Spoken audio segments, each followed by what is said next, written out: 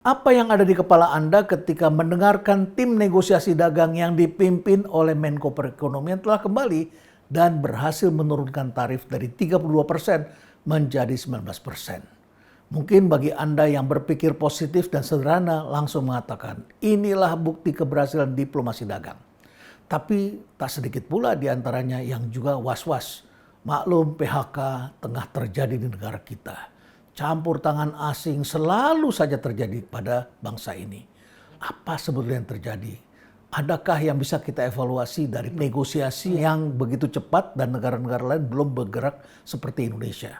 Kalau di sekolah bisnis, Anda akan bertemu dengan orang-orang yang akan mengajarkan teknik negosiasi. Di dalam teknik itu selalu dikatakan, jangan hanya terpaku pada angka, pada apa yang ditawarkan, tetapi pelajari teknik apa yang digunakan orang itu dan pelajari siapa dia. Tentu tidak terlalu sulit memahami Donald Trump. Bukunya ada, karyanya ada, perilakunya bisa kita baca.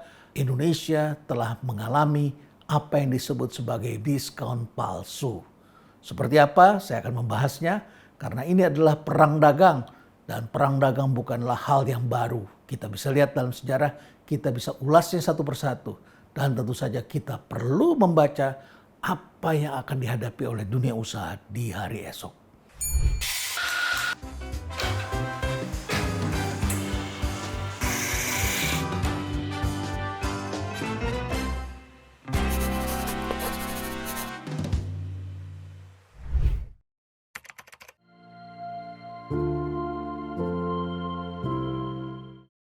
Memahami Donald Trump tentu tidak terlalu sulit. Kita bisa membacanya dari bukunya dan juga dari praktek-praktek yang telah dijalankan. Dulu dia pernah mempunyai program televisi. Bahkan kemudian program TV itu sangat populer dan dinikmati oleh banyak sekali eksekutif muda. Dia memilih eksekutif muda, dia menjalankan bisnisnya, dia mengembangkan bisnisnya. Dari tadinya tidak punya apa-apa menjadi pengusaha besar, sangat besar, terkenal, kontroversial. Lalu kemudian dia juga memilih orang dan semua ada sepak terjang yang perlu kita pahami. Bagaimana dia menggunakan lawyer, bagaimana dia menghadapi wali kota, bagaimana dia menghadapi dunia internasional. Lalu bagaimana dia menyebarkan isu. Dalam bukunya yang berjudul The Art of the Deal, dia menyebutkan 11 elemen dalam melakukan negosiasi. Dimulai dari think big sampai kemudian have fun. Nah, ini di sini jelas sekali, sangat kualitatif dan penuh dengan selera seni yang sangat tinggi ketika dia menaklukkan orang lain. Dari situ kemudian kita membaca ada elemen yang kelima yang disebut sebagai maximize your leverage. Dia mengatakan, jangan lupa ketika negosiasi, gunakan teknik ini. Overstate your demand. Jadi lebihkan tuntutan-tuntutan sehingga kemudian menjadi kesannya tinggi sekali sehingga membuat lawan-lawan gentar. Bila memungkinkan bisa menggeser batas kompromi dan akhirnya kemudian memperoleh kemenangan meski mendapat hanya sebagian dari tuntutan awal. Itulah yang kita pelajari dalam maximize your leverage yang dijelaskan oleh Donald Trump. Jadi dia mengatakan bahwa my deal making is very simple and straightforward. Just push, push, and push. Dan baru berhenti ketika mendapatkan apa yang dia inginkan. Dan disitulah dia mengatakan bahwa kekuatan bukan hanya soal dari apa yang Anda miliki, tetapi apa yang orang lain percaya Anda miliki. Ia menyarankan untuk menggertak lawannya secara cerdas dan membesar-besarkan tuntutan, lalu mengatur persepsi agar posisinya terlihat jauh lebih kuat dari kenyataan. Itu adalah sesuatu yang dia tunjukkan. Jadi melakukan negosiasi ala Trump ini bisa kita pelajari. Baca terlebih dahulu dan intelijen yang kita lakukan bukanlah intelijen seperti perang dingin. Seperti penyadapan, mencuri data dan lain sebagainya. Tidak perlu sejauh itu. Kita bisa membaca dari karya orang ini, siapa orang ini, kita pelajari dia satu persatu, lalu kemudian kita diskusikan. Bila perlu, libatkan orang yang terbiasa melakukan negosiasi. Disitulah kita perlu memperbaiki bagaimana kita menghadapi negara yang tengah menghadapi tekanan yang luar biasa. Bukankah Amerika saat ini memang tengah menghadapi tekanan hutang yang sangat besar, pengangguran, lalu kemudian situasi ekonomi yang sedemikian rupa. Lalu dia merasa khawatir bahwa ke depan kekuatannya sebagai superpower akan tergantikan.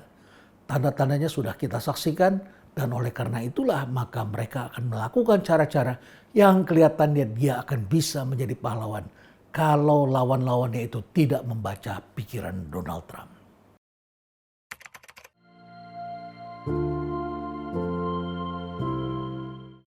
Kita lihat bagaimana overstate your demand itu diterapkan di dalam negosiasi dengan negara-negara di sekitarnya. Kita lihat bagaimana itu diperlakukan pada Indonesia sehingga kemudian kita menghadapi apa yang tadi saya sebut sebagai diskon palsu. Nah, pada negara-negara lain tentu saja dia juga melakukan bluff yang luar biasa. Kita mulai dulu pada negara tetangganya, Meksiko dan Kanada. Meksiko dan Kanada adalah dua negara yang sangat diuntungkan ketika Amerika pada tahun 1990-an menerapkan NAFTA, North America Free Trade. Ya kurang lebih seperti ASEAN lah begitu. Tapi mereka bergeraknya cepat sekali karena Amerika tidak menginginkan adanya factory yang menimbulkan polusi di negaranya dan terlalu banyak buruh yang menimbulkan kegaduhan. Lantas kemudian diciptakan agreement pada negara di atasnya dan di selatannya. Nah, Meksiko adalah negara berbatasan yang bersedia menerima industri yang disebut sebagai industri kotor. Pabrik-pabrik dari Amerika, tekstil, sepatu, dan sebagainya pindah ke Meksiko. Lalu kemudian buruh-buruh juga tinggal di Meksiko. Tetapi Meksiko mengalami pertumbuhan. Lalu kemudian produk pertanian Meksiko juga berhasil masuk ke Amerika. Dan yang lebih menarik lagi adalah akhirnya pabrik-pabrik itu menciptakan pertumbuhan ekonomi, buruhnya bisa bekerja, dan kemudian timbul aspirasi dari Meksiko, masyarakatnya ingin bekerja menjadi imigran gelap. Ini kan mudah berada di perbatasan.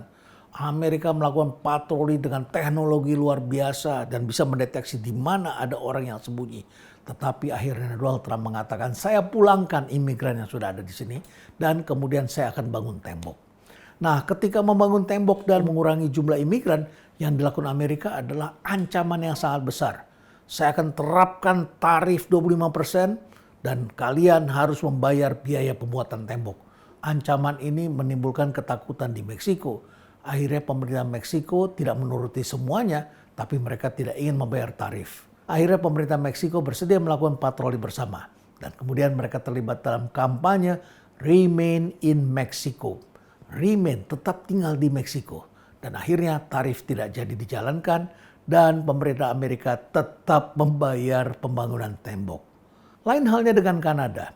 Kanada adalah negara yang sejahtera, bukan soal buruh yang bekerja di Amerika, melainkan adalah produk-produk pertanian, kayu, baja, aluminium, otomotif, dan lain sebagainya mengalir dari Kanada.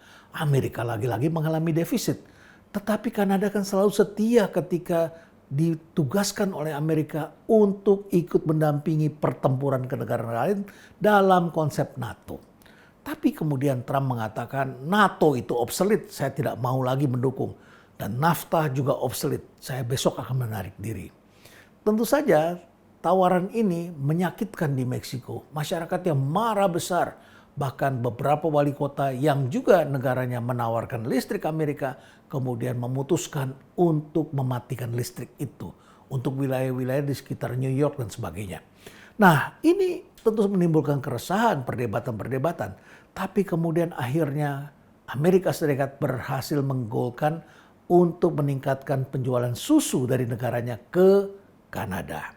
Itulah yang terjadi dengan Kanada dan Meksiko. Lalu kemudian kepada negara di selatan dari Meksiko, Brasil dan Argentina. Itu juga ditekan dengan tarif yang tinggi agar bersedia menerima produk-produk agriculture Amerika.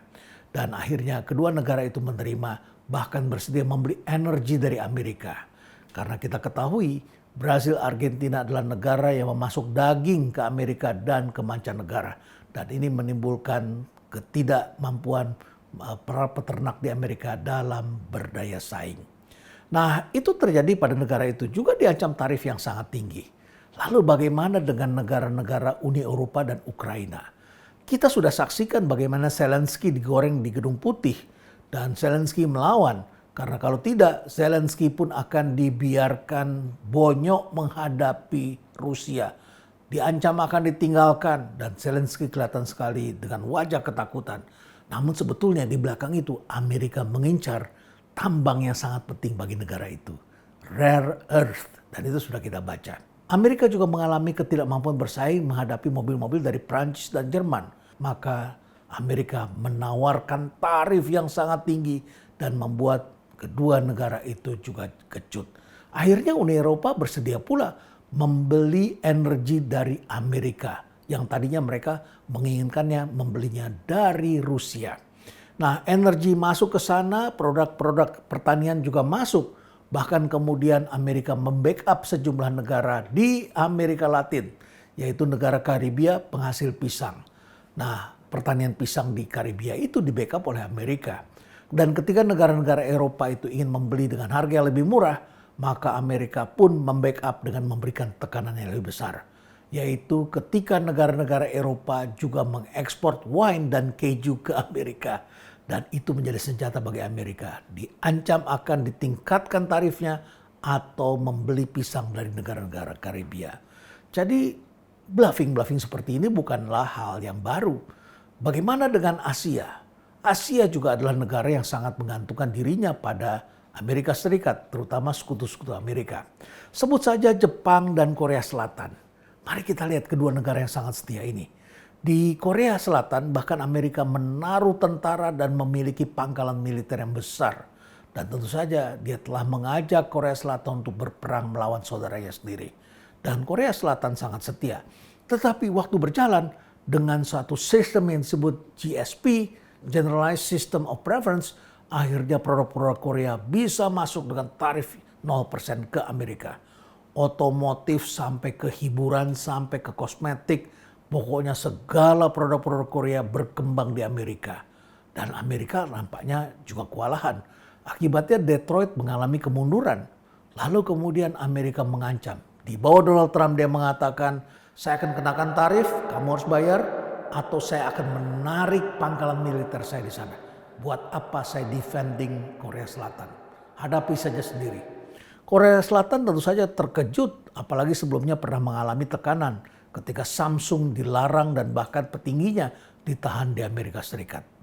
Nah, akhirnya Korea Selatan pun nurut pada Amerika dan akhirnya Korea Selatan pun membeli produk-produk Amerika dan bersedia meningkatkan anggaran pertahanannya. Jadi akibatnya sekarang pangkalan militernya juga dibiayai oleh Korea Selatan. Hal serupa agak mirip-mirip dengan Jepang. Jepang ini mengalami surplus yang luar biasa. Donald Trump tentu saja tidak senang dan kemudian mengancam Jepang agar membeli lebih banyak energi dari Amerika Serikat. Dan akhirnya Jepang ditekan, akan dikenakan tarif yang tinggi dan akhirnya takluk. Sama halnya dengan Cina. Saya merasa tidak perlu menjelaskan lebih banyak tentang Cina karena pasti Anda sudah membacanya. Tetapi ancaman pengenaan tarif itu ditingkatkan terus-menerus. Dimulai dari 10% berlaku untuk semua negara, lalu kemudian Amerika mengancam untuk menerapkan tarif ditingkatkan secara bertahap. 25%, 30%, 100%, 200%, seterusnya kepada Cina. Dan akhirnya kemudian Cina bertekuk lutut pada sebagian apa yang dijanjikan dalam pemerintahan Donald Trump jilid pertama. Tapi ketika pemerintahan Donald Trump jilid kedua, Cina kelihatannya lebih berpengalaman. Dan Cina tahu persis bagaimana cara menghadapi Amerika. Oleh karena itulah Amerika kemudian beberapa kali merevisi ucapannya. Donald Trump yang kelihatan galak, garang, ternyata adalah sebuah drama negosiasi. Jangan-jangan itu juga yang terjadi dengan kita. Bahkan perusahaan-perusahaan Cina yang sudah mulai tumbuh, yang berkembang, sebut saja misalnya Huawei dan TikTok, bahkan TikTok diancam akan dilebur dan dibeli oleh Oracle, sampai sekarang kemudian terjadi perubahan yang sangat besar. Cina kelihatannya lebih memahami Amerika ketimbang kita. Cina memahami posisinya. Jadi hal seperti inilah yang dilakukan oleh negara-negara dalam menghadapi Amerika Serikat. Dan tentu saja bisa kita simpulkan ada pola umum yang dilakukan oleh Amerika Serikat pada mitra-mitra dagangnya. Yang pertama, overstate your demand. Dia melakukan tuntutan ekstrim sebagai pembuka. Lalu kemudian menggunakan ancaman tarif dan militer untuk menekan mitra-mitranya. Yang ketiga, menciptakan krisis buatan dengan membangun sense of urgency. Ya, keempat, kemudian mendapatkan konsesi kecil dan klaim kemenangan besar untuk branding politik. Lalu yang kelima, mereka juga melakukan uji loyalitas Seperti pada kita ketika kita akan bergabung pada BRICS. Jadi itu juga merupakan ancaman. Kalau bergabung dengan BRICS, tarifnya akan ditingkatkan lagi. Lalu dia melakukan uji itu untuk mengecek apakah ada negara-negara yang masih setia kepada mereka. Dan kemudian dia melihat siapa yang menantang dari negara-negara itu. Begitulah perang dagang antar berbagai negara dan bagaimana Trump menggunakan jurus kelima dari bukunya Maximize Your Leverage yang tentunya diterjemahkan menjadi Overstate Your Demand.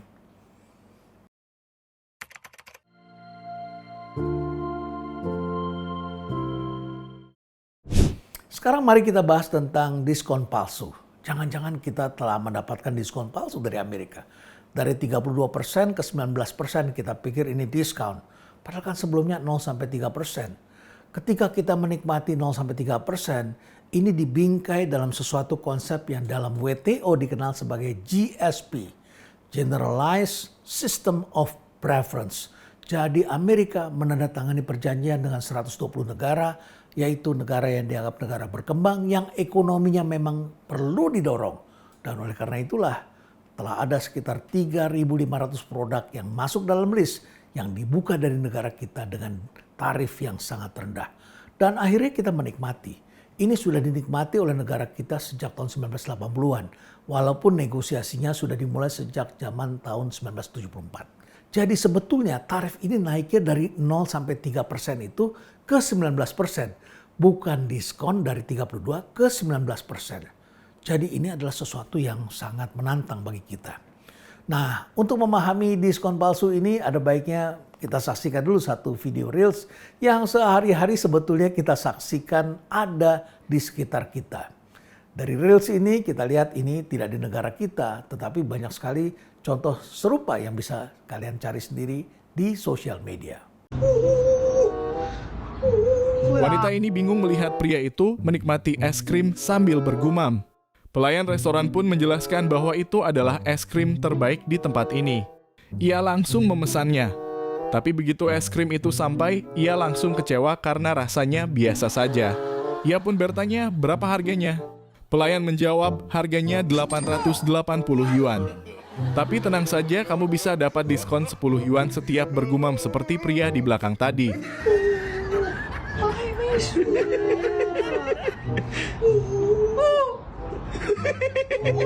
Dari video Reels itu bisa kita baca bahwa seharusnya konsumen tidak perlu bayar terlalu mahal. Tapi karena dia mendengar itu adalah es krim legendaris yang paling enak, maka dia ingin menikmatinya.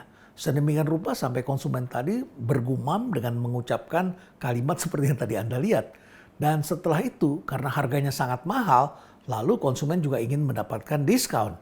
Ya kalau kamu ngikutin seperti suara seperti tadi, kamu dapat diskon 10% setiap kali bergumam. Lalu dia akhirnya mendapatkan harga yang lebih murah. Diskon? Bukan, itu diskon palsu. Nah seperti itu juga kita hadapi di negara kita. Jadi Indonesia jangan sampai masuk dalam perangkap itu. Indonesia tentu juga harus bisa bicara. Karena Indonesia tidak hanya negosiasi biasa, tapi Indonesia telah memberikan cukup banyak. Kita berjanji membeli oil and gas lebih besar dari Amerika. Walaupun sebagian orang Amerika bersungut-sungut. Katanya kan Indonesia sudah membeli dari Amerika.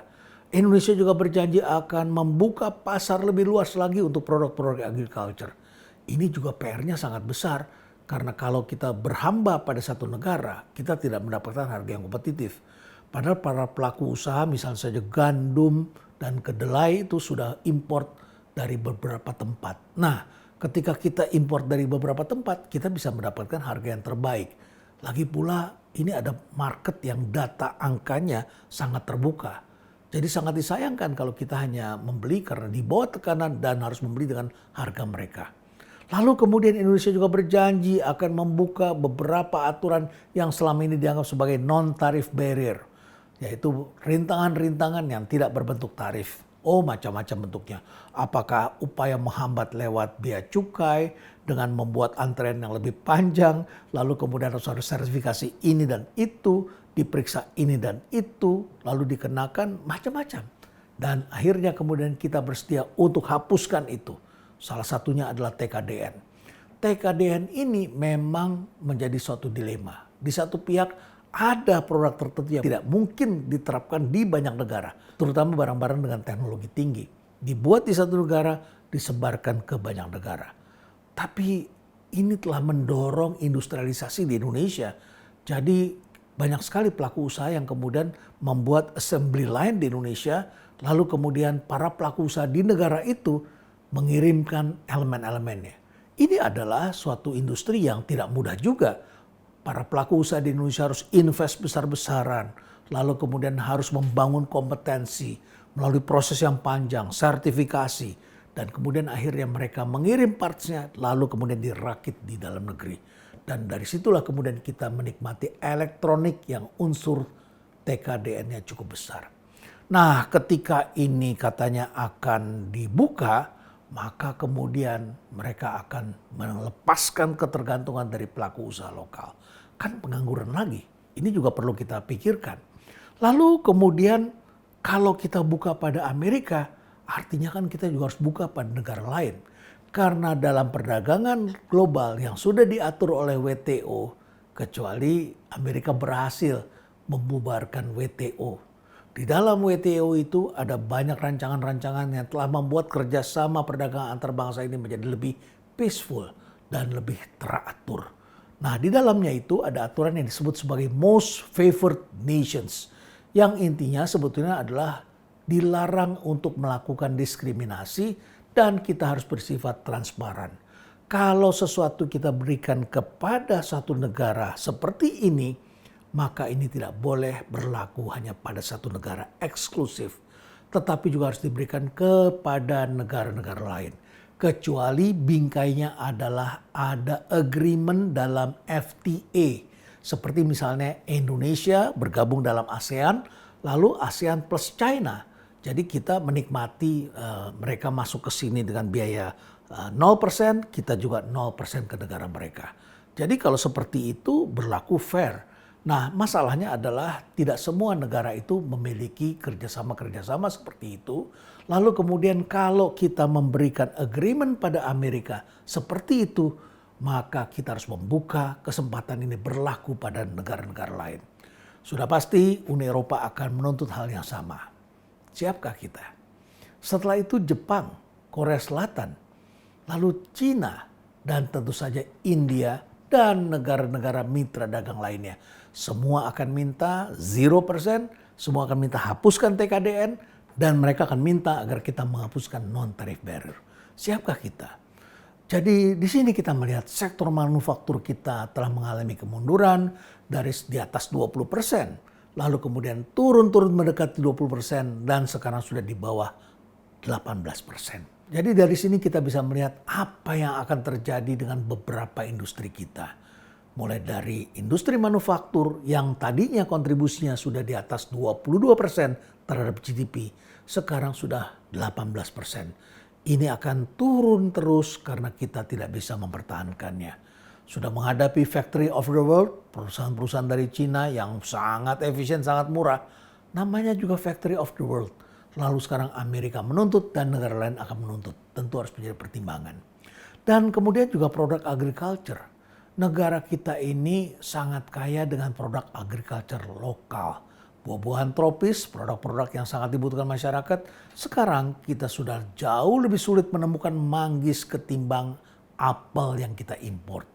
Lalu kemudian produk-produk itu juga akan masuk ke negara kita dari mancanegara. Apa yang harus kita persiapkan? Ini PR besar bagi negara kita. Tentu saja Indonesia perlu bersiap diri.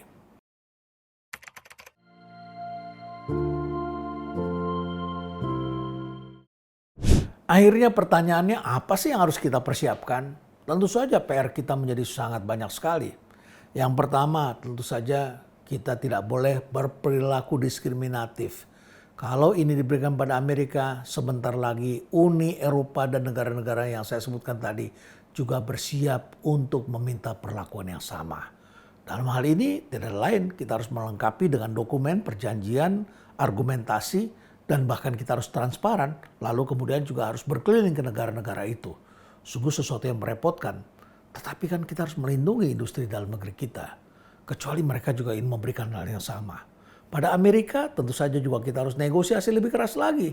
kalau kita buka jadi 0%, boya Anda juga buka dong jadi 0%. Jangan gentar, kita harus terus menyemangati tim negosiasi kita agar berani memperjuangkan itu sampai ke titik yang paling rendah. Dan yang terakhir tentu saja kita harus membangun peta jalan industri yang komprehensif yang didasarkan oleh sesuatu yang bersifat ekosistem yang saling menyatu. Hari ini kita saksikan masing-masing kementerian bekerja sendiri-sendiri, bahkan ada kementerian yang kesannya mencari perhatian menurut versinya masing-masing. Bukankah untuk membangun industri diperlukan satu kesatuan? Kementerian Tenaga Kerjanya juga harus mempromosikan agar kita menjadi produktif. Bukan hanya sibuk soal ijazah yang ditahan oleh para pengusaha, tetapi juga memikirkan bagaimana agar tenaga kerja kita bisa kompetitif dan juga bisa hidup tenang di masa depan. Nah, SDM ini, tenaga kerja, erat hubungannya dengan Kementerian Kesehatan dan tentu saja Kementerian Pendidikan. Ini adalah kaitan satu sama lain yang perlu kita perbaiki. Kementerian-kementerian ini masing-masing masih asik dengan programnya masing-masing. Yang satu asik dengan bagaimana caranya agar masyarakat kita lebih berakhlak. Yang satu asik bagaimana caranya meningkatkan perhatian pada para dokter. Tetapi mereka tidak memikirkan bagaimana menurunkan biaya kesehatan. Jadi satu kesatuan bagaimana kita bisa meningkatkan ini menjadi satu roda untuk menggerakkan ekonomi kita. Kalau tidak, maka negara tetangga akan menikmati. Ini baru satu elemen. Lalu kemudian bagaimana Kementerian Keuangan yang masih asik dengan upaya untuk menjaga peningkatan pendapatan fiskal kita tahun depan. Jadi tidak bisa negeri kita dibangun hanya dengan memikirkan pendapatan negara dari pajak dan bukan pajak. Kita juga harus memikirkan ekosistem. Ketika sektor manufaktur turun, ketika itu pula kita menyaksikan sektor ekonomi digital meningkat, lalu di dalam dunia tenaga kerja kita menyaksikan terjadi pertumbuhan lapangan pekerjaan dalam gig ekonomi. Dan gimana masyarakat bertarung sendiri masing-masing. Gig ekonomi sektor informal. Pertanyaannya siapa yang memberikan proteksi kepada mereka? Lantas bagaimana kalau proteksinya double? Siapa yang menikmati itu semua? Kita perlu memberikan sesuatu kepada industri ini semua. Tidak bisa misalnya terhadap digital ecosystem kita hanya berpikir bagaimana caranya mendapatkan pajak dari mereka. Kita perlu memikirkan bagaimana juga mengembalikan pendapatan yang diterima dari masyarakat agar digital ecosystem ini juga tumbuh menjadi lebih besar lagi. Agar gig ekonomi ini bukan menjadi anak haram di dalam dunia ketenagakerjaan, tetapi menjadi satu sektor yang kompetitif yang bisa membangun satu kekuatan. Tapi terlepas dari itu semua, tentu kita tidak boleh beryuforia terhadap diskon dari tarif yang sudah kita dapatkan dari 32% ke 19%. In reality, kita justru membayar dari 0 sampai 3% menjadi 19%. Tetap berjuang supaya kita bisa mendapatkan perlakuan yang fair, yang adil. Hari ini kita masih surplus terhadap Amerika. Tapi kalau kita harus membayar 19%, mereka hanya membayar 0% ke negara kita. Artinya mereka akan surplus besar-besaran di negara kita.